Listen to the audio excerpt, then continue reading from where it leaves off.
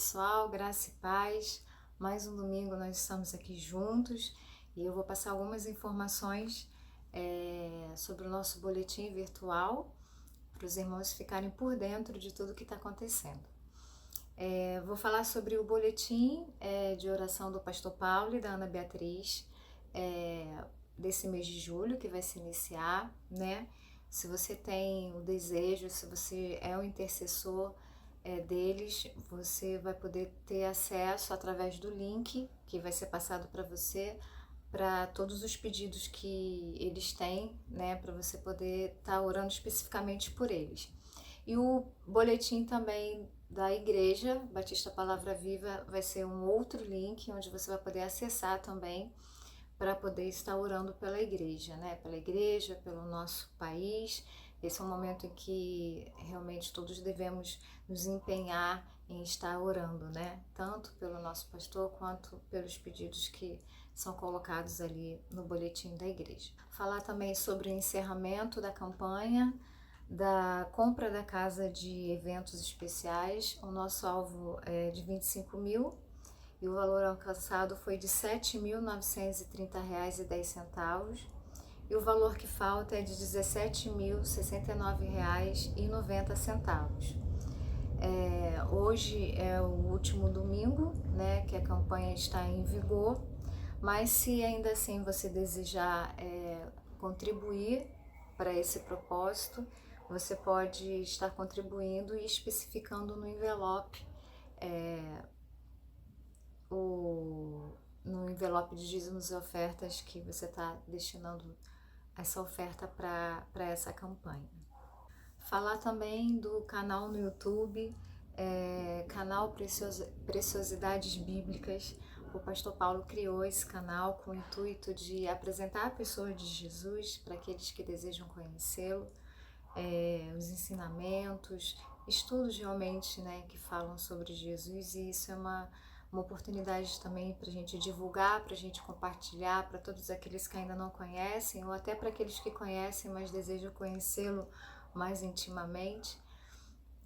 Então, se você ainda não se inscreveu, vai lá no canal Preciosidades Bíblicas, se inscreva e compartilhe com o maior número de pessoas também, para que esse canal venha ser bênção na vida de tantas e tantas pessoas. Vou falar sobre a campanha de missões mundiais. Esse ano tem sido um ano financeiramente difícil para todos, né, por conta dessa crise, mas nós temos que lembrar e ter fé que a nossa confiança vem de Deus e está em Deus, e é por isso que nós devemos dar o melhor das nossas ofertas a Deus, né, para que o maior número de pessoas venham a ser alcançadas. E a gente sempre fez isso na igreja, né? A partir do meio do ano até o final do ano, a campanha de missões mundiais, porque nós sabemos da importância disso e de quanto é abençoador, né? Quando você doa, quando você oferta para essa finalidade. E em Salmos 20, versículo 7 diz: uns confiam em carros e outros em cavalos, mas nós faremos menção do nome do Senhor nosso Deus. Que esse versículo encontre lugar no seu coração e que você lembre que a nossa confiança está somente em Deus e é por causa dele que nós estamos aqui. Então a nossa campanha vai ter início no próximo domingo, dia 5, e o nosso alvo é no valor de R$ 32.000. Quero lembrá-los também que no próximo domingo, dia 5, no culto online da noite, nós teremos a Ceia do Senhor. Ela vai ser celebrada à noite, no próximo domingo, dia 5. E se você não tem os cálices, você pode solicitar a secretaria também, que eles vão poder fornecer isso para você. E para finalizarmos esse momento, nós vamos falar dos aniversariantes. No dia 28/6, nós teremos a Alice Maria Miranda Coelho, fazendo aniversário. E no dia 1/7, 1º de julho, o Matheus Guilherme da Silva Ribeiro. Bom, a todos vocês, um grande beijo e até a próxima. Graças, paz, irmãos. Mais uma vez estamos aqui na casa do nosso Deus, nessa noite, para agradecê-lo, exaltá-lo, glorificá-lo. E nós vamos começar cantando ao Senhor, reconhecendo a sua santidade, reconhecendo o seu poder, dizendo que só Ele é digno de receber todo o nosso louvor e toda a nossa adoração. Então, cante ao Senhor de todo o seu coração, com alegria, porque é para Ele que você está cantando nessa noite. Amém?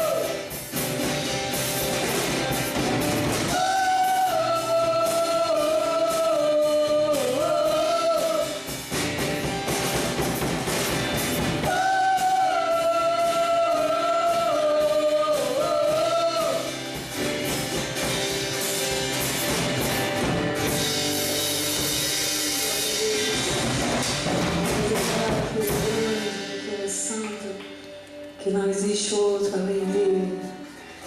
Amém?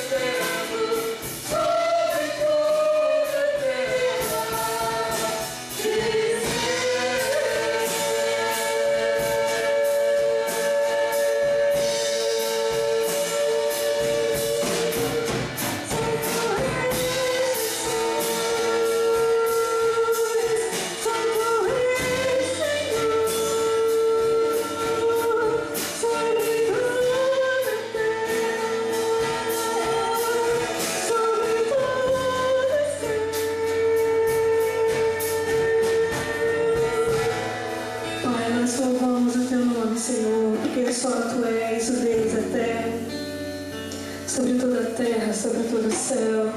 Tu és santo, Tu és digno, Tu és maravilhoso, Tu és merecedor da nossa adoração e do nosso louvor. Nós estamos aqui, Senhor, engrandecendo o Teu nome. Santo, santo, santo é o Teu nome, digno de todo louvor e de toda adoração.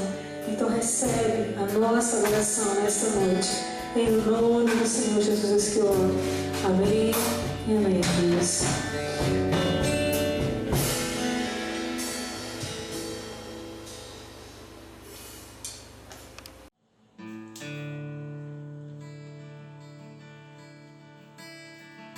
A palavra de Deus lá em 2 Coríntios, no capítulo 4, a partir do verso 7, diz assim: Mas temos esse tesouro em vasos de barro, para mostrar que esse poder, que a tudo excede, provém de Deus, não de nós. De todos os lados nós somos pressionados, mas não desanimados. Ficamos perplexos, mas não desesperados. Somos perseguidos, mas não abandonados. Abatidos, mas não destruídos. Por isso não desanimamos. Embora exteriormente estejamos a desgastar-nos, interiormente estamos sendo renovados dia após dia.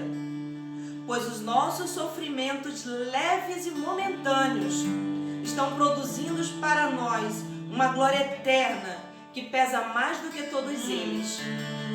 Assim fixamos os olhos, não naquilo que se vê, mas no que não se vê. Pois o que se vê é transitório, mas o que não se vê é eterno.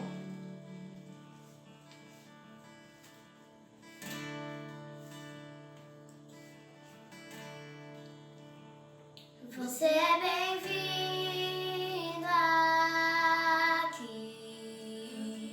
A casa é sua, pode entrar. Me esvazie de mim. Me esvazio de mim.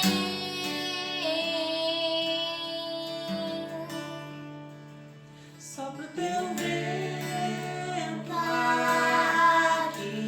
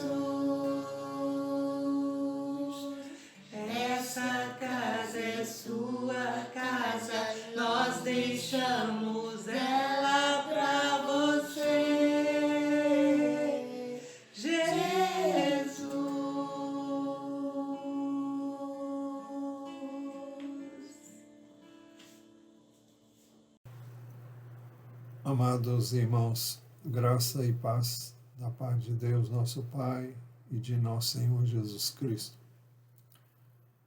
Queremos, com a graça de Deus, trazer mais uma porção das Escrituras e queremos orar antes disso. Ore também pedindo que Deus fale ao seu coração e ao coração de cada um dos que vão ouvir essa mensagem. Ore enquanto eu oro, ore você também. Senhor, nós louvamos o Teu nome, te damos graças pela Tua bondade para conosco, na pessoa de nosso Senhor Jesus Cristo. Queremos rogar-te que o Teu Espírito encontre liberdade para operar em mim, dando-me a palavra que está no Teu coração, e ajudando-me a transmiti-la exatamente como queres e desejas, que eu seja fiel à Tua palavra e me faça entender pelo Teu Espírito e pela Tua graça. Também te peço que o Senhor fale a mim e a cada um dos que vão nos ouvir agora, para edificação, para salvação, para libertação, para transformação de vida, para conforto, consolo, enfim, para o que o Senhor tem em mente fazer. Que o Senhor nos ouça, nos responda e nos atenda, por isso que te pedimos, no nome de Jesus. Amém. Muito bem. Nós estamos ministrando sobre Jesus e a prática da oração. Já vimos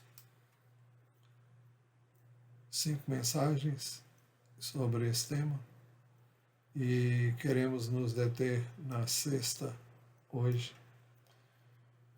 E estamos examinando princípios de oração, na oração que Jesus nos ensinou, conhecida como a oração do Pai Nosso. Pois bem, Jesus estava orando em certo lugar e quando terminou, um dos seus discípulos lhe pediu: Senhor, ensine-nos a orar como também João ensinou os discípulos dele.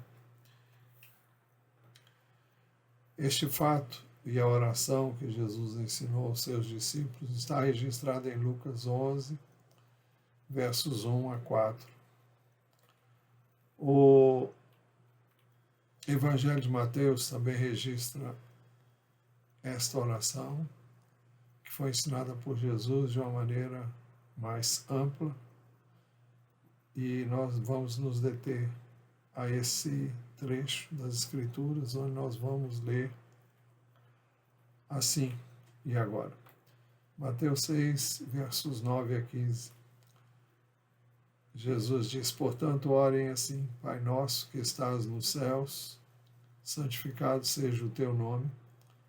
Venha o teu reino, seja feita a tua vontade, assim na terra como no céu. O pão nosso de cada dia nos dá hoje, e perdoa-nos as nossas dívidas, assim como nós também perdoamos aos nossos devedores. E não nos deixes cair em tentação, mas livra-nos do mal, pois teu é o reino, o poder e a glória para sempre. Amém. Porque se perdoarem aos outros as ofensas deles, também o Pai de vocês que está no céu perdoará vocês. Se, porém, não perdoarem aos outros as ofensas deles, também o Pai de vocês não perdoará as ofensas de vocês. Nesta oração, como já temos visto, Jesus ensinou princípios muito importantes sobre a oração. O primeiro princípio é que a nossa oração deve ser dirigida ao Pai. Por isso que ele começou dizendo Pai Nosso. Em segundo lugar, ou melhor, o segundo princípio é que a oração deve ser dirigida ao Pai que está nos céus. Por que é importante isso? Os céus falam de alguém que está no controle, alguém que está no governo de todas as coisas, e este é o principal simbolismo. E até porque Deus está em todo lugar, mas é uma maneira de nós tomarmos consciência de quem Ele é e qual é a posição dele em relação a nós. O terceiro princípio é que devemos orar ao Pai pedindo que o seu nome seja santificado. Por isso que Jesus nos ensinou a orar, dizendo: santificado seja o teu nome. Quarto princípio, devemos orar ao Pai pedindo que venha o seu reino. Por isso que ele nos ensinou a orar: venha o teu reino. O quinto princípio, devemos orar de acordo com a vontade de Deus, o Pai. Por isso que ele nos ensinou a orar dizendo: seja feita a tua vontade, assim na terra como no céu. E o sexto princípio, devemos pedir ao Pai o alimento de cada dia. Por isso que ele nos ensinou a pedir: o pão nosso de cada dia nos dá hoje. E hoje queremos examinar o sétimo princípio. Nós devemos pedir ao Pai que perdoe as nossas dívidas da mesma forma como perdoamos aos nossos devedores. Por isso que ele nos ensinou a orar dizendo: e perdoa-nos as nossas dívidas, assim como nós também perdoamos aos nossos devedores. Por que dívidas? A palavra pecado é a tradução de uma palavra grega que significa errar o alvo. Significa ficar além, melhor, aquém do alvo de Deus para mim. Pecado é não atingir o alvo, como já dissemos. Pecado, então, é uma dívida que eu não consegui pagar. Meu dever para com Deus é praticar o que é reto, o que é direito, o que é justo, o que é bom, o que é recomendado por Ele nas Escrituras, também ensinado por Ele nas mesmas Escrituras. Assim, quando eu peco, faço o que não é certo para com Deus ou então para com o meu próximo, eu fico devendo a Deus um comportamento que não consegui ter. Quando eu confesso e peço perdão a Deus, eu reconheço que fiquei aquém do alvo e do propósito de Deus para mim. Então, reconheço que a palavra de Deus é a verdade, reconheço o meu pecado, reconheço que não tenho como pagar o dano feito. Só me resta então confessar meu pecado e pedir perdão, e também receber o perdão de Deus pela fé na obra redentora de Jesus por mim na cruz do Calvário. Quando pedimos perdão das dívidas, nós estamos confessando a nossa incapacidade de pagar essa dívida. Por isso que é um perdão de dívida. Não é um adiamento da dívida, é um perdão mesmo. Eu não posso voltar no tempo e fazer diferente. Só uma solução: pedir perdão pela dívida que eu não tenho condições de pagar. Quando cremos em Jesus, nós temos o perdão dos pecados passados, presentes e futuros. O apóstolo Paulo, escrevendo aos Colossenses, capítulo 2, a partir do versículo 13, ele diz assim: e quando vocês estavam mortos nos seus pecados e na incircuncisão da carne, ele lhes deu vida juntamente com Cristo, perdoando todos os nossos pecados, cancelando o escrito de dívida que era contra nós e que constava de ordenanças, o qual nos era prejudicial, removeu inteiramente, cravando-o na cruz. E despojando os principados e potestades, publicamente os expôs ao desprezo, triunfando sobre eles na cruz. Esse texto fala que quando estávamos mortos por causa dos nossos pecados, morte significa separação de Deus, Ele nos deu vida juntamente com Cristo. E Deus perdoou todos os nossos pecados. Por isso que dissemos que quando cremos em Jesus Cristo, nós temos o perdão dos pecados passados, presentes e futuros. Então, o texto diz que havia um escrito, é como se eu tivesse assinado um documento dessa dívida que eu não consegui pagar e que era impossível de pagar. O texto diz que essa dívida, esse documento, de forma figurada, foi colocado, cravado na cruz. Ou seja, Jesus pagou o preço, pagou a minha dívida, a sua dívida, e dessa forma ele foi até a cruz e sofreu a penalidade pelo não cumprimento da vontade e da palavra de Deus.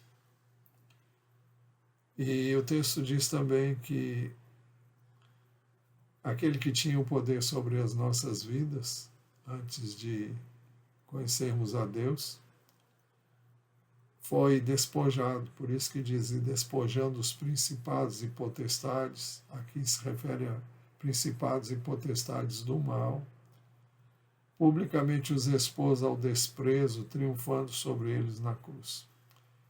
Jesus, ao dar a sua vida por nós, adquiriu o direito de nos libertar do domínio do maligno e de nos libertar da escravidão do pecado na qual nos encontrávamos. E foi ali na cruz que ele triunfou sobre estes principados e potestades.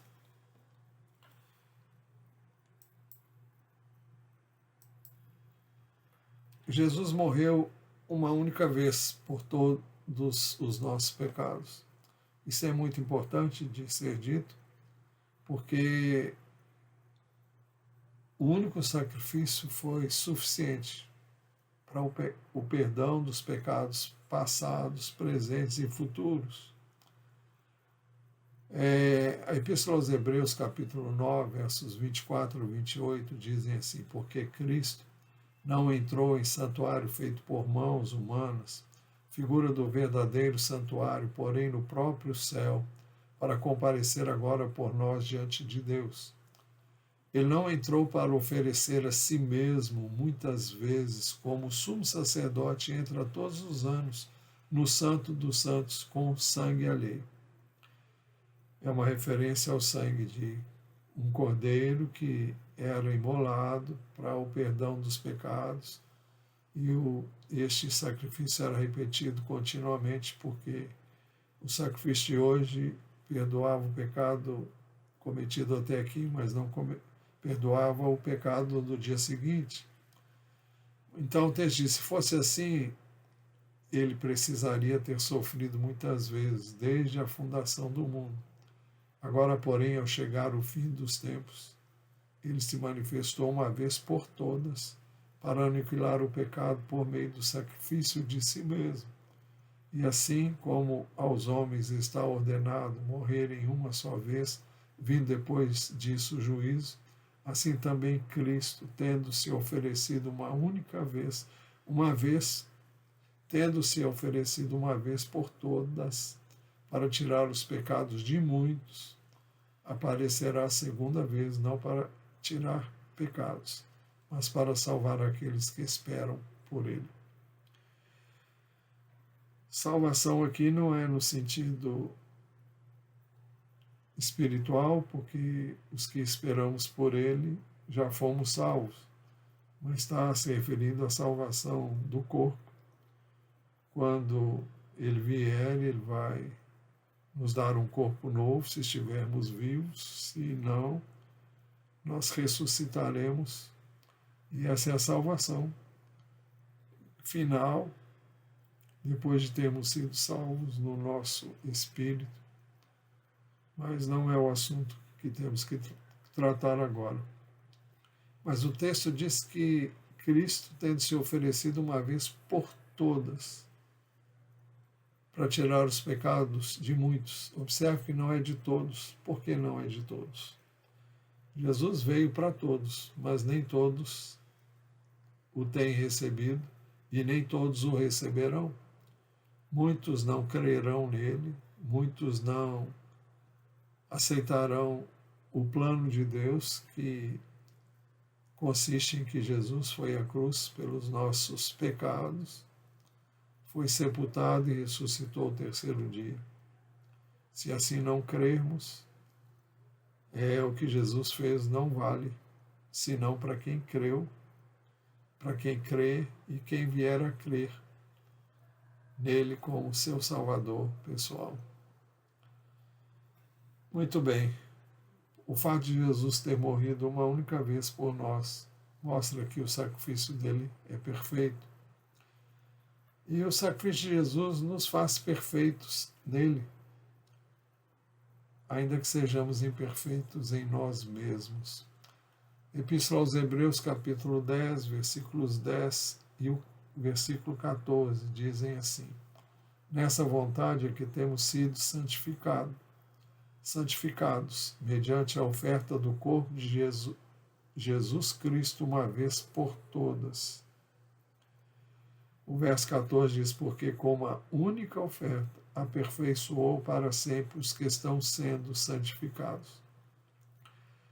Aperfeiçoou para sempre. Essa palavra aperfeiçoou é uma obra acabada, terminada, completada. Não fala de um aperfeiçoamento contínuo, mas fala de algo que já está pronto. Se refere à obra redentora de Jesus na cruz, que com o seu único sacrifício nos tornou perfeito aos olhos de Deus. Deus olha para nós e não vê pecado em nós, porque Jesus levou sobre ele o nosso pecado. Isso não é uma liberdade para continuar no pecado, mas os que temos crido, fomos por ele transformados, não temos prazer no pecado, vamos ver isso um pouco mais adiante, mas o texto fala que com o seu único sacrifício, ele nos tornou perfeitos. Perfeitos no Espírito, e um dia seremos perfeitos também quando recebemos um corpo glorificado, um corpo eterno, que não morrerá jamais, onde não haverá pecado. Pois bem, em Jesus nós temos a graça e o poder para fazermos a vontade de Deus. Jesus não só recebeu sobre ele os nossos pecados, mas através da sua ressurreição, ele nos deu vida, e com ele nós recebemos também o Espírito de Deus, que ele prometeu enviaria, e através do seu Espírito nós temos o poder de fazer a vontade de Deus. Isso não nos torna impecáveis enquanto vivemos sobre a terra, mas o Senhor não só nos salvou, não só nos perdoou, mas também nos capacitou e nos capacita dia após dia para vivermos de acordo com a sua vontade. Na primeira epístola de João, capítulo 3, versos 5 e 6, dizem assim: vocês sabem que ele se manifestou para tirar os pecados, e nele não existe pecado. Todo aquele que permanece nele não vive pecando. Todo aquele que vive pecando não o viu, nem o conheceu. O verso 9, todo aquele que é nascido de Deus não vive na prática de pecado, porque nele permanece a semente divina. Esse não pode viver pecando, porque é nascido de Deus. Nós fomos nascidos da semente divina. Nós nascemos de novo pela fé em Jesus, nos tornamos filhos de Deus quando cremos em Jesus e o recebemos como nosso Salvador e Senhor. E nós fomos gerados de novo pela palavra da verdade. Essa é a semente divina. Quando nós ouvimos essa palavra, cremos nessa palavra, então nós nascemos de novo. Então o texto diz que porque todo aquele que é nascido de Deus não vive na prática de pecado, porque nele permanece a semente divina, é a palavra de Deus. E esse não pode viver pecando, porque é nascido de Deus. Todos nós que nascemos de novo, pela fé em Jesus, temos consciência da mudança, a vida em nosso espírito, em nosso homem interior. Não fomos mais, nunca mais as mesmas pessoas. Repito, não nos tornamos pessoas perfeitas, mas em nós arde o desejo de fazer a vontade de Deus e buscamos continuamente fazê-la a vontade de Deus.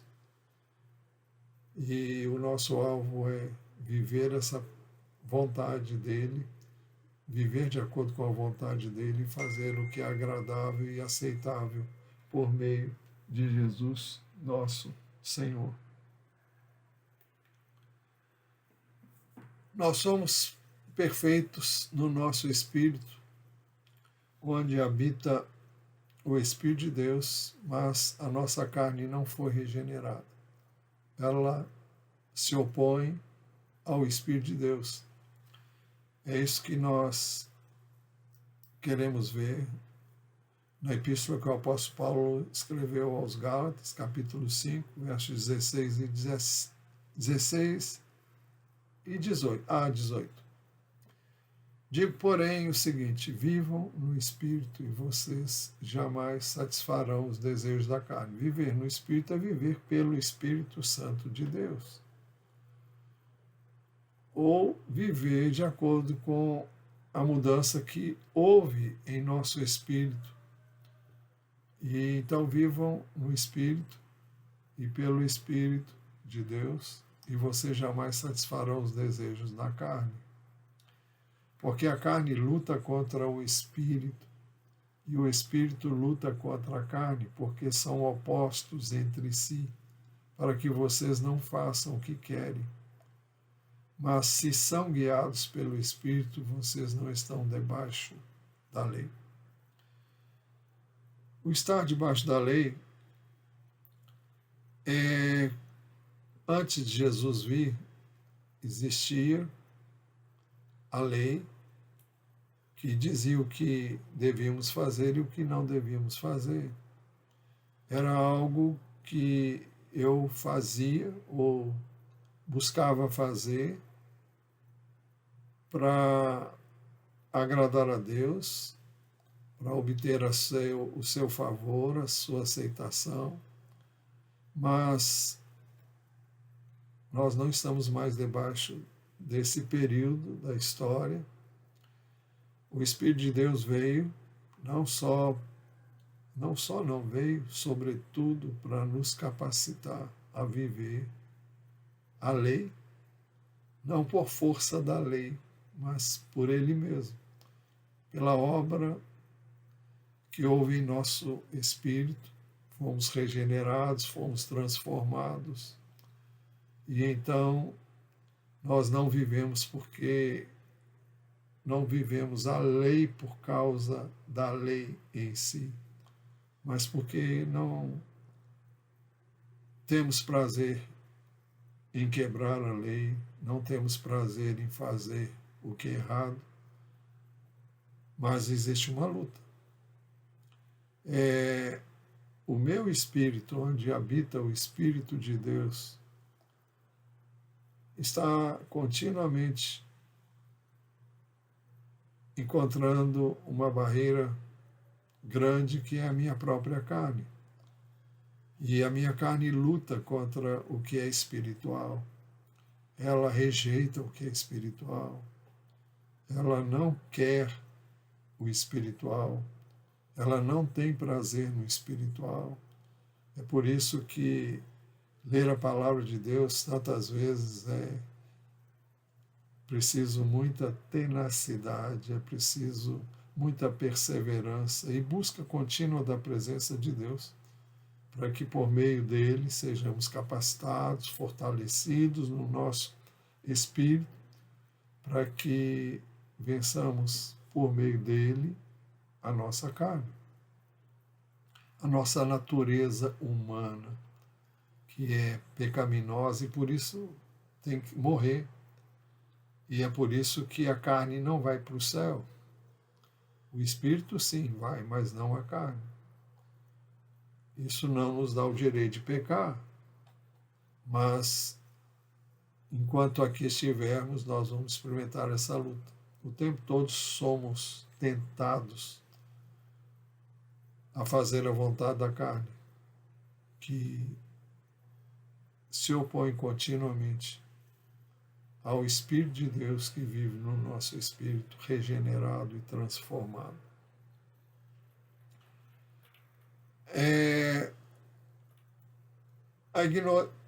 O que é que nos leva a encontrar uma barreira maior para obedecer a palavra? É a ignorância da própria palavra de Deus, uma vida pobre de oração. À medida que nós nos relacionamos com Deus, temos comunhão com Ele, nós somos fortalecidos no nosso espírito e nós recebemos poder contínuo para vencer essa batalha. Então, o que leva as pessoas a perderem essa guerra é a ignorância da palavra, é uma vida pobre de oração, é não estar pronto e a conhecer as armas que temos disponíveis para vencer o tentador, a própria fraqueza da carne, o sistema deste mundo que também é contrário às coisas de Deus, a exposição ao perigo do pecado através da frequência a lugares pouco recomendados, através da mídia. A mídia é bênção, mas ela tem as coisas boas e tem as coisas más. Se não soubermos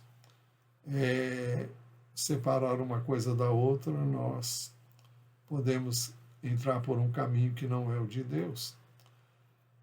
Também filmes, vídeos e programas que estimulam a imoralidade. Está aí a pornografia, hoje disseminada de uma forma impressionante. E muitas pessoas se deixam encaminhar por essa via, e nada leva uma pessoa a pecar mais do que se envolver com a pornografia. Também vem através da comunhão com pessoas que não têm o temor de Deus. Você deve buscar a companhia de quem teme a Deus. Isso não significa que você não vai se relacionar com todas as pessoas, mas vida de comunhão, de intimidade, tem que ser com pessoas que temem a Deus. Elas podem fortalecer você, estimular você, encorajar você, enquanto que as outras vão fazer exatamente o contrário. Tudo isso pode nos levar ao pecado, trazer um retorno doloroso e desastroso, trazer desgosto e tristeza, como só acontece com o pecado. Isto entre muitos outros males. O pecado nos faz perder a comunhão com Deus. 1 de João 1, 5 e 6, textos que temos lido inúmeras vezes, dizem assim estes versos: a mensagem que dele é uma referência a Jesus, a mensagem que dele ouvimos e que anunciamos a vocês é esta: Deus é luz e não há nele treva nenhuma. Se dissermos que mantemos comunhão com ele e andarmos nas trevas, mentimos e não praticamos a verdade. É impossível permanecermos no pecado e dizer que temos comunhão com Deus. Não temos. Se permanecermos no pecado, se estivermos em pecado, Deus não tem comunhão conosco, porque Ele é luz e o pecado é treva. A nossa comunhão com Deus depende da nossa comunhão também uns com os outros. Muitas pessoas dizem, estou bem com Deus. Mas como está bem com Deus se não estas pessoas ou esta pessoa não está bem com outras pessoas? 1 João 7 diz, se andarmos na luz como Ele está na luz, mantemos comunhão uns com os outros, e o sangue de Jesus, seu Filho, nos purifica de todo pecado. Se andarmos na luz, se andarmos com Deus, se andarmos na luz como Ele está na luz, como Deus está na luz, nós mantemos comunhão uns com os outros. Todo relacionamento não é fácil. Quanto mais íntimo o relacionamento, mais difícil. Nós temos determinadas liberdades que acabam levando-nos a ferir ou a ser feridos neste relacionamento. É por isso que ele diz, e o sangue de Jesus, seu Filho, nos purifica de todo pecado. Nós temos este recurso. O sangue que Jesus verteu na cruz do Calvário nos perdoa e nos purifica dos pecados passados, presentes e futuros. Então, nós temos provisão para o pecado quando ele ocorrer. O pecado não é uma coisa que deve ser natural em nossas vidas, mas muito pelo contrário, deve ser um acidente, como vamos com a graça de Deus ainda ver. Por exemplo, se deixarmos de amar o próximo no íntimo, se guardarmos alguma reserva com relação a quem quer que seja, ou em ações e atitudes, nós pecamos contra Deus e contra essa pessoa. Isso caracteriza trevas. A mensagem que dele ouvimos e que anunciamos a vocês essa, Deus é luz e não há nele treva nenhuma. Se dissermos que mantemos comunhão com Ele e andarmos nas trevas, mentimos e não praticamos a verdade. Se andarmos na luz, como Ele está na luz, mantemos comunhão uns com os outros. E o sangue de Jesus, seu Filho, nos purifica de todo pecado. Então, eu tenho que andar na luz, e andar na luz é ter comunhão uns com os outros. É verdade que eu não posso ter comunhão com alguém que não quer. É por isso que as Escrituras dizem que, no que depender de nós, nós devemos viver em paz com todas as pessoas. Se o outro não quer, é preciso que eu queira, que você queira. E se a outra pessoa não quiser, aí é um problema dela com Deus. Mas eu não posso ter qualquer reserva em meu coração em relação a quem quer que seja. Eu tenho que amar a todos. Se pecarmos, nossa primeira atitude deve ser a de pedir perdão à pessoa contra quem pecamos. Jesus deixou isso muito claro quando ele disse, vocês ouviram o que foi dito aos antigos, não mate. E ainda quem matar estará sujeito a julgamento. Eu, porém, lhes digo que todo aquele que se irá contra o seu irmão estará sujeito a julgamento. E quem insultar o seu irmão estará sujeito a julgamento do tribunal, e quem o chamar de tolo estará sujeito ao inferno de fogo. Então, Jesus deixou claro que matar as pessoas não é só tirar-lhes a vida. Quem fizesse isso estaria sujeito a julgamento. Mas ele diz que quem ficar guardar ira no coração contra o seu irmão, ele é digno do mesmo tipo de julgamento daquele que tirou a vida de alguém. E se nós chegarmos a insultar alguém, nós seremos dignos de um julgamento de um tribunal superior. É como se houvesse, como hoje, tem várias instâncias, é um tribunal mais grave, poderíamos dizer assim. E se alguém chamar alguém de tolo, Jesus diz que essa pessoa está sujeita ao inferno de fogo. Então eu não tenho direito de menosprezar quem quer que seja, não tenho direito de ferir quem quer que seja com minhas palavras, muito menos com o meu sentimento de ira contra essa pessoa. Por isso que Jesus continuou e diz: portanto, se você estiver trazendo a sua oferta ao altar e lá se lembrar que o seu irmão tem alguma coisa contra você, deixe diante do altar a sua oferta e vá primeiro reconciliar-se com seu irmão, e então volte e faça a sua oferta. A oferta que ele se refere aqui não é dinheiro. A oferta que ele se refere aqui era aquela que cada um oferecia, era antes de Jesus ir à cruz. Quando alguém pecava, ele deveria tomar um cordeiro, deveria apresentar esse cordeiro no templo. Esse cordeiro seria imolado, mas antes de ser imolado, aquele que cometeu o pecado imporia suas mãos sobre a cabeça do cordeiro, confessaria o seu pecado e ele seria absolvido daquele pecado.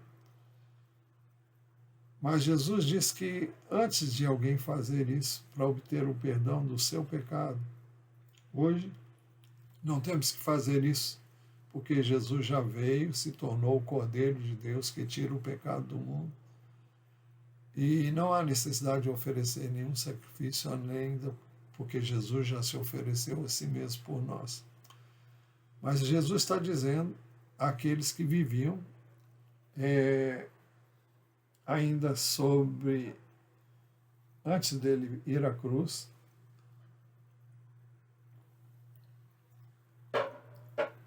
ele está dizendo que antes de obter o perdão de Deus,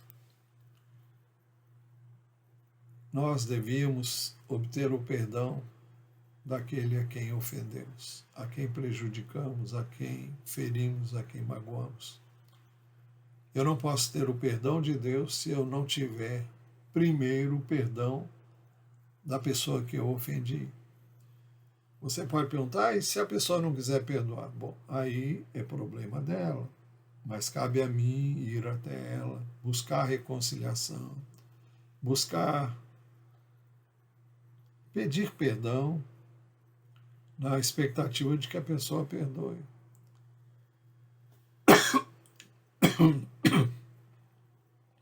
Mas não cabe a mim analisar se a pessoa realmente perdoou ou não. Isso é um problema dela com Deus. E se ela se recusar a me perdoar, eu fui até ela, eu devo dizer, olha, eu estou pronto a me reconciliar com você quando você quiser e se dispuser a me perdoar. Eu estou muito triste com o que eu fiz e eu gostaria que você me perdoasse. Mas eu não posso obrigá-lo a isso. Então você fez o que devia fazer. É claro que o pedido de perdão não pode ser uma mera formalidade. Tem que ser algo do coração. Porque senão Deus conhece o nosso coração e sabe se nós estamos simplesmente cumprindo uma formalidade religiosa ou se estamos realmente indo à pessoa para obter dela o perdão e obtermos logo em seguida também o perdão de Deus. Hoje, através do sangue de Jesus, nós podemos pedir perdão às pessoas a quem ofendemos e podemos imediatamente pedir perdão a Deus na certeza de que o sangue de Jesus, seu Filho, nos purifica de todo pecado. Se pecarmos, então a nossa segunda atitude deve ser a de pedir perdão a Deus, conforme o ensino de Jesus nesse texto. Na primeira epístola de João, capítulo 1, verso 9, nós lemos assim: se confessarmos os nossos pecados, Ele é fiel e justo para nos perdoar os pecados e nos purificar de toda injustiça. Por isso, se pecarmos e nos arrependermos, o sacrifício de Jesus, o sangue por Ele derramado, nos purifica de cada pecado. E o sangue de Jesus, seu Filho, nos purifica de todo pecado. Pode ser traduzido também, nos purifica de cada pecado. Isso implica em todos os pecados, porque temos o perdão e a purificação para todos eles. Mas se acontecer um acidente, se nós pecarmos, se nos arrependermos, podemos pedir perdão e ter a certeza de sermos perdoados. O apóstolo João escreveu a primeira epístola, capítulo 2, versos 1 e 2, dizendo: meus filhinhos, escrevo-lhes estas coisas para que vocês não pequem. Mas se alguém